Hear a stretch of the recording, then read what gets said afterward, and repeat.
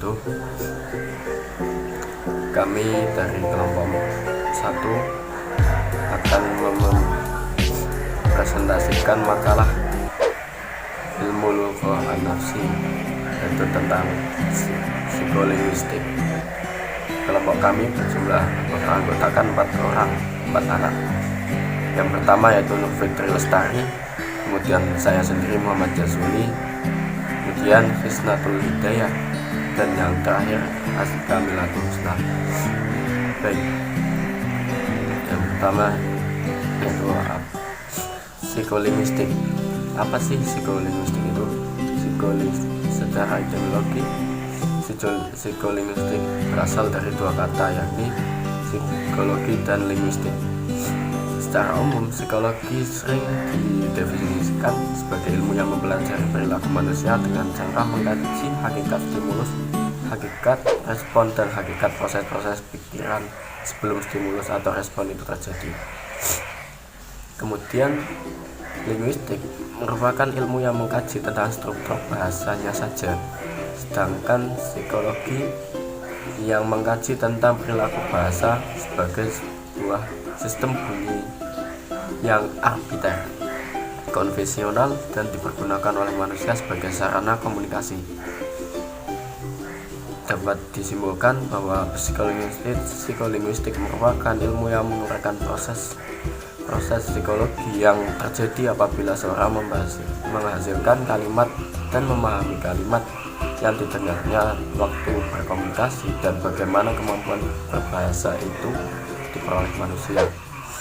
Selanjutnya adalah pengertian bahasa dan komponen-komponen bahasa. Menurut Hare, bahasa adalah sebagai suatu sistem lambang bunyi yang bersifat arbiter dan kemudian lazim ditambahkan dengan digunakan oleh sekelompok anggota masyarakat untuk berinteraksi dan mengidentifikasi diri. Bahasa adalah suatu sistem simbol losan yang arbiter yang dipakai oleh anggota suatu masyarakat bahasa untuk berkomunikasi dan interaksi antar samanya, berlandaskan pada budaya yang mereka miliki bersama. Pada aliran linguistik, bahasa selalu dikatakan memiliki 3 komponen, yaitu sintaksis, fonologi, dan semantik.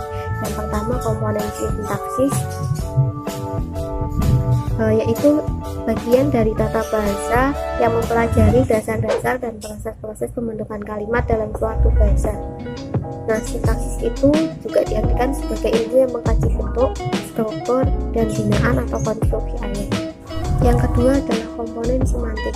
Komponen semantik pada hakikatnya merupakan salah satu bidang kajian linguistik yang posisinya sangat penting sebagai pemberi makna bahasa. Atau objek semantik dapat dikatakan sebagai telaah tentang makna yang mencakup lambang-lambang atau tanda-tanda yang menyatakan makna, hubungan antara makna yang satu dengan makna yang lainnya. Yang ketiga adalah komponen fonologi. Yang dimaksud komponen fonologi di sini adalah sistem bunyi suatu bahasa. Nah, fonologi secara umum mempelajari fungsi dari sistem pembeda bunyi dalam suatu bahasa. Fonologi merupakan studi tentang bunyi bahasa yang berkenaan dengan sistem organisasi bahasa. Baik, saya akan melanjutkan penjelasannya. Psikologi dalam linguistik. Hubungan psikologi dengan linguistik yaitu sama-sama meneliti bahan sebagai objek formalnya, hanya materinya saja yang berbeda. Linguistik mengkaji struktur bahasa, sedangkan psikologi itu mengkaji perilaku berbahasa atau proses bahasa. Psikolinguistik, ilmu kejiwaan dan tingkah laku psikolinguistik merupakan teori antara psikologi dan ilmu linguistik. Teori tersebut sangat berbeda, tetapi teori tersebut berhubungan dalam meneliti bahasa sebagai objek formal. Sedangkan kegiatan berbahasa bukan hanya secara mekanistik, tetapi juga secara mentalistik. Sedangkan linguistik bahasa mengikuti perkembangannya. Psikologi kemudian dibagi menjadi beberapa aliran sesuai dengan paham filsafat yang dianut, yakni psikologi yang mentalistik, behavioristik, dan juga kognitif. Sedangkan psikolinguistik mentalistik merupakan aliran yang disebut dengan psikologi kesadaran, dan tujuan utama adalah untuk mencoba mengkaji proses akal manusia dengan cara mengkajinya. Selanjutnya yaitu linguistik dalam psikologi. Linguistik adalah sebuah ilmu yang mengkaji bahasa secara internal dan ilmiah. Dengan kata lain, pengkajian hanya dilakukan terhadap struktur intern bahasa itu sendiri. Hubungan psikologi dengan linguistik yaitu sama-sama meneliti bahan sebagai objek formalnya, hanya materinya yang berbeda. Linguistik mengkaji struktur bahasa, sedangkan psikologi mengkaji perilaku berbahasa atau proses bahasa. Psikolinguistik, ilmu kejiwaan dan tingkah laku psikolinguistik merupakan teori antara psikologi dan linguistik. Dan teori tersebut sangat berbeda, tetapi teori tersebut berhubungan dalam meneliti bahasa sebagai objek formal.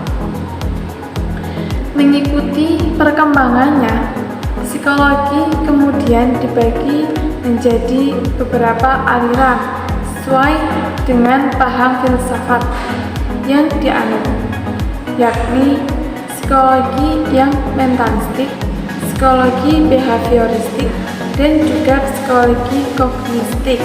Sedangkan psikolinguistik mentalistik merupakan aliran yang disebut juga dengan psikologi kesadaran, dan tujuan utama adalah mencoba untuk mengkaji proses akal manusia dengan cara mengkajinya. Sekian yang dapat saya sampaikan. Terima kasih. Assalamualaikum warahmatullahi wabarakatuh. Perkenalkan, nama saya Hismatul Hidayah dengan NIM 2220001. Di sini saya akan menjelaskan materi tentang psikolinguistik sebagai ranah tersendiri. Seperti yang sudah dijelaskan oleh teman-teman tadi, bahwa psikolinguistik merupakan ilmu yang menguraikan proses-proses psikologis yang terjadi apabila seseorang menghasilkan kalimat dan memahami kalimat yang didengarnya waktu berkomunikasi, dan bagaimana kemampuan berbahasa itu diperoleh manusia. Nah, bidang psikolinguistik ini atau disebut juga sebagai psikologi bahasa adalah berhubungan dengan proses psikologi manusia dalam memperoleh dan menggunakan bahasa. Psikologi sendiri merupakan ilmu yang mempelajari psikis dan tingkah laku manusia, yang tujuannya adalah agar dapat memperlakukan manusia secara lebih tepat. Psikologi sebagai ilmu pengetahuan harus memiliki sifat-sifat yang dimiliki oleh ilmu pengetahuan pada umumnya. Dalam hal ini, psikologi mempunyai objek tertentu, metode penyelidikan tertentu, sistematik yang terakhir sebagai hasil dari pendekatan terhadap objeknya. Psikologi sebagai suatu ilmu yang merupakan tubuh pengetahuan yang sistematis dan diperoleh dengan mengobservasi serta mengukur kejadian-kejadian secara hati-hati. Sebagai suatu ilmu, psikologi bersifat sistematis. Data hasil eksperimen dan observasi adalah hal yang sangat penting untuk membuat data itu masuk akal, dan dalam membantu memahami kejadian-kejadian, data-data itu harus diorganisir dalam beberapa cara. Nah, teori-teori ilmiah adalah alat penting untuk mengorganisir fakta-fakta yang diobservasi. Psikologi sebagai ilmu tersendiri yang mempelajari perilaku manusia itu meliputi segala sesuatu yang dilakukan oleh manusia maupun binatang yang dapat diamati dan dicermati dengan beberapa cara. Perilaku tidak seperti pikiran dan perasaan dapat diobservasi, dicatat, dan dipelajari. Kita dapat melihat dan mengukur apa yang dipelajari manusia dan mendengar serta mencatat apa yang dibicarakan orang. Nah, psikologi sebagai ilmu yang mandiri memiliki beberapa persyaratan yang harus dipenuhi. Psikologi sebagai ilmu mandiri memiliki objek psikologi, metode psikologi sistematis dan universal. Objek psikologi sendiri memiliki dua objek, yaitu objek material dan objek formal. Objek material berupa manusia dan objek formalnya berupa tingkah laku manusia. Yang kedua adalah metode psikologi. Psikologi sebagai ilmu pengetahuan yang berdiri sendiri telah menggunakan metode-metode ilmiah dalam mengumpulkan data dan informasi. Yang ketiga, sistematis. Psikologi sebagai ilmu pengetahuan dapat dikatakan telah memiliki sistematika yang teliti, baik sistematika dalam pencapaiannya maupun sistematika dalam pembidangannya. Yang keempat, universal. Universalitas psikologi menjadi pelengkap syarat bahwa psikologi pantas dikategorikan sebagai ilmu.